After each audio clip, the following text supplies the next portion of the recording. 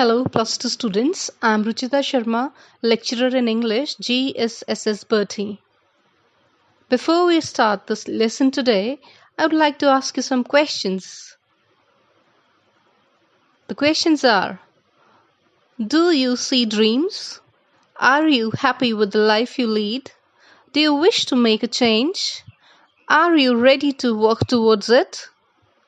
Do you have any ideals and role models? How they inspire you? So students, these questions are relevant in the context of this lesson, Going Places by A.R. Barton. For our convenience and better understanding, we have divided this lesson into 5 reading exercises. As we all know, today we are going to begin with exercise 5, and this is the last exercise for reading. We shall start our reading at page 83 with the phrase "after dark she walked by" through page 84 and end up at page 85 with the phrase "eruption of exultant approbation." So students, by now we have pondered over adolescent way of thinking. You students of 10 plus 2 are passing through this adolescent phase, the stage when so many changes take place in us. We become physically, mentally, and emotionally altered.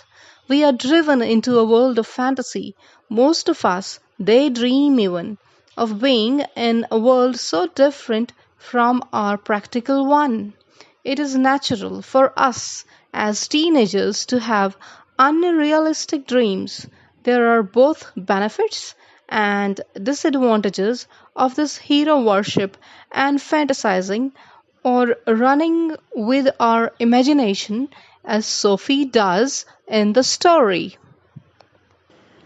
Sophie dares to be different from Jancy by her out-of-the-box ambitions to become something else, like a boutique owner, a manager, a fashion designer, an actress, rather than work in the biscuit factory. We can deduce that it is relevant to dream about our future prospects and work hard to reach our target and track the path and the people who can be our support engines. But on the other hand, fantasizing and hero worship also have a negative aspect. If we only limit it to our minds, this will draw a fake outcome. It can be deterrent for our conducive growth. There is a famous saying which goes as follows: one needs the strength, the patience, and the passion to reach for the stars, to change the world. The future belongs to those who believe in the beauty of their dreams. There are some people who live in a dream world, and there are some people who face reality, and then there are those who turn dreams into reality. Now let's look at this concluding part of the lesson, Going Places, to find out to what conclusion does Sophie come up to. Sophie's fantasy about Danny Casey leads her to a virtual meeting with Danny Casey by the riverside. But unfortunately, Danny Casey does not come. Listen to some of the passages. After dark, she walked by the canal along a sheltered path, lighted only by the glare of the lamps from the wharf. Across the water, and the unceasing drone of the city was muffled and distant. It was a place she had often played in when she was a child.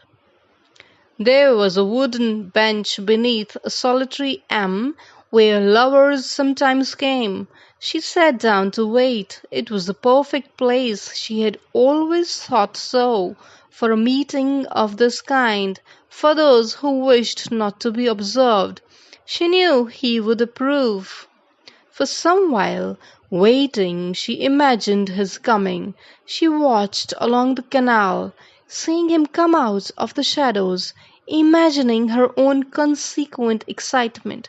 Not until some time had elapsed did she begin balancing against this the idea of his not coming. Now, students, for rendering in Hindi of this part we just read. Danny Casey से मिलने के लिए इस स्थान का चुनाव बिल्कुल सही था। इकलौते एल्म के वृक्ष के नीचे एक लकड़ी का बेंच था। सोफी उस बेंच पर बैठ जाती है डैनी के इंतजार में। फिर थोड़ी देर बाद वह कल्पना करती है कि वह आ गया। परछाइयों से बाहर निकलता हुआ वह आ रहा था और सोफी काल्पनिक रूप से उत्साहित होती है। फिर वह सोचती है कि अगर डैनी केसी न आया तो उसकी कल्पना वह कैसे करेगी। Now students, in the next pages we see that Sophie is imagining Danny not coming and she's feeling the pangs. She thinks of Geoff, who said Danny would never come. This makes her despondent. She thinks she is sad. She imagines Geoff's stiff reaction when she would actually tell him that Danny didn't come after all. After that, Sophie passes through the pub on her way back home. She is happy to see her father's bike propped against the pub's wall. She again pictures her meeting with Danny Casey outside Royce's window. Then she relives the match at the stadium last Saturday. The momentous goal made by Danny Casey and the thunderous applause for him makes Sophie full with memories. Thus, students, after finishing with the reading, we shall now catch up with some vocabulary related to this section of going places. First word, glare. Shine with a strong or dazzling light, chamak. The sun glared out of a clear blue sky. Wharf, a level platform area to which a ship may be anchored to load and unload goods. Ghat, unceasing, ceaseless, not coming to an end, a toot. The teachers made unceasing efforts to make learning a pleasure. Next word, drone, a continuous low humming sound, लगातार धीमी आवाज. In the far distance, a machine was droning. Next word, muffled, muted sound, दबी हुई आवाज. Sentence, they heard muffled sounds coming from the hotel corridor. Next word, distant, far off, remote, dur. We saw lights on the distant path. Slightly, a little, thoda. I'm slightly unwell today. Next word, gazelle. Antelope or deer, hiran. I saw herds of gazelles in the nature park. Next word, lumbering, means moving in a slow, heavy, awkward way. Next word, approbation, which means praise or cheer, prashansa. So students, here in this last part of the lesson, we listened how Sophie is a die-hard fan of Danny Casey and a thorough daydreamer. She cares a fig for others' advice or scolding if they come in the way of her imagining things quite out of her orbit. Hope, just like her meeting with Danny Casey, her sadness and despondency were also baseless.